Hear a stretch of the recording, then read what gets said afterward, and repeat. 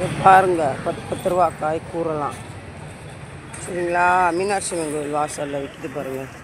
இந்த தம்பி 10 ரூபாய்க்கு காய் கூறு விற்கிறார். எல்லா காயுமே 10 ரூபா தான். வாங்க மக்களே, இங்கே வந்து வாங்குங்க. இங்கே பாருங்கள், பழம்லாம் விலை கம்மி தான். இந்த அக்கா விற்கிறாங்க சரியா. மாம்பழம் சீசன் வந்துருச்சு மக்கள். இந்த வாழைப்பழம் கறக்க பாருங்கள் 10 ரூபா. தூங்குது இந்த அக்கா பழம். சப்போட்டா பழம், பலாப்பழம் அந்த விற்கிறாங்க பாரு. பார்த்தீங்களா, வாங்க குறைஞ்ச விலைக்கு தருவாங்க.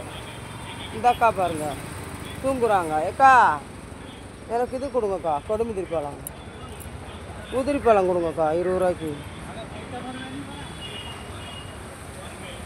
இந்த அக்கா வந்து எங்களுக்கு ஃப்ரெண்டு, அதனால் எனக்கு ஒரு 20 ரூபாய்க்கு தருவாங்க.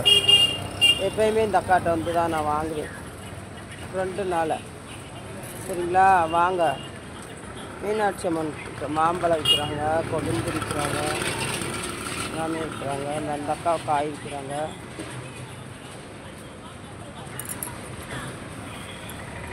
இந்த அக்காட்ட தான் நான் எப்பயுமே வந்து வாங்குவேன், எங்கள் ஃப்ரெண்டு அக்கா அந்த அக்கா. சரிங்கக்கா, கீழக்கா வியாபாரம்லாம் பார்க்கலக்கா, போயிட்டு வரேன். இந்த பாருங்க பங்களா பாருங்கள், கேரட் எல்லாம் நிறையா சமைக்க முடியாது அதனால் வாங்கலை.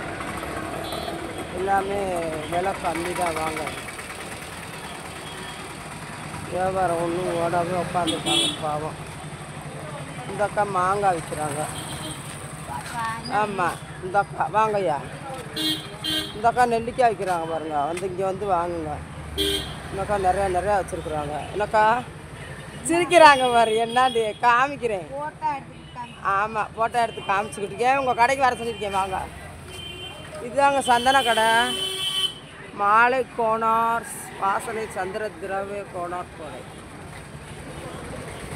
சரிங்களா. இதே சந்தன கடை.